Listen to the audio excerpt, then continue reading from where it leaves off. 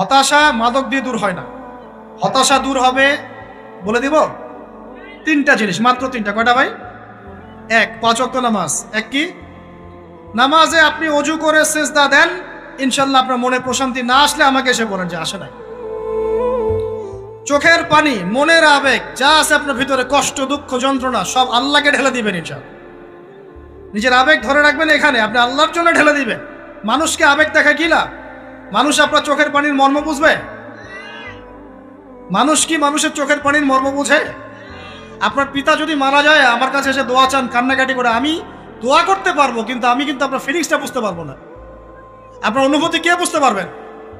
আল্লাহ পাক আপনার ঘাড়ের রগের চেয়েও কাছে আছে। সুবহানাল্লাহ, সুবহানাল্লাহ, আল্লাহ পাক ঘাড়ের রগের চেয়ে কাছে আছে। গতকালকে বাংলাদেশের একজন বরেণ্য আলেমের সাথে একটা কনফারেন্সে ছিলাম। উনি বলছিলেন যে এক ব্যক্তি, এটা শোনেন, এক ব্যক্তি খুব তার শখ যে তিনি সাহাবীদের মতো নামাজ পড়া শিখবেন। কথা বুঝতে পারছেন?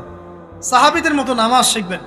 তো একজন বরেণ্য আলেমের কাছে এসেছেন, এসে বলছেন যে আমাকে সাহাবীদের মতো নামাজ শিখিয়ে দেন।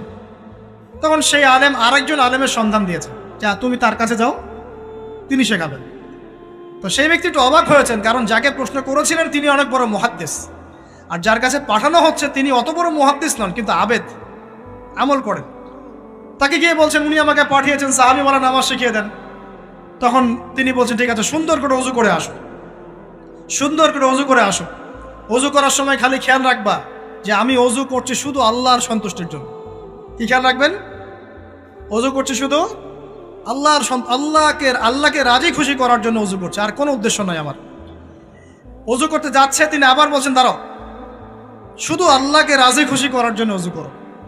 আবার শুরু করছেন, আবার বলছেন শোনো, শুধু আল্লাহকে রাজি খুশি করার জন্য ওযু করো। এভাবে বলতেই আছেন, নামাজে দাঁড়িয়ে আছেন, দাঁড়ানোর আগে বলছেন শোনো, শুধু আল্লাহকে রাজি খুশি করার জন্য নামাজ পড়ো। বলতেই আছেন। এক পর্যায়ে সে ব্যক্তি নামাজ শুরু করলো, নামাজে মনোযোগ এদিক ওদিকে যায়, আর তার মাথায় এটা আসে, এই শুধু আল্লাহকে রাজি খুশি করার জন্য আমাকে নামাজ পড়তে হবে, শুধু আল্লাহকে রাজি খুশি করার জন্য নামাজ পড়তে হবে। এই চিন্তা তার মনের মধ্যে ঘুরপাক খাচ্ছে। এভাবে নামাজটা সে শেষ করেছে। শেষ করে চিন্তা করছে যে নামাজ তো পুরোপুরি মনোযোগ দিতে পারলাম না, বারবার মাথার মধ্যে এরকম চিন্তা আসছে, আল্লাহ আমাকে তুমি মাফ করে দাও, নামাজটা আমার মনে হলো না ঠিক মতো। তখন সে ফিরে এসে তার সে ওস্তাদকে বলছেন আমার তো নামাজ এরকম করে পড়লাম, কিন্তু শেষমেশ মনে হলো যে নামাজটা হয়তো কবুল হয় নাই, আল্লাহর কাছে খুব মাফ চাইলাম, আল্লাহ আমাকে মাফ করে দাও, নামাজটা মনে হলো না। তখন সেই যে প্রথম ব্যক্তি যিনি পাঠিয়েছেন তিনি বলছেন এটাই হলো সাহাবীওয়ালা নামাজ।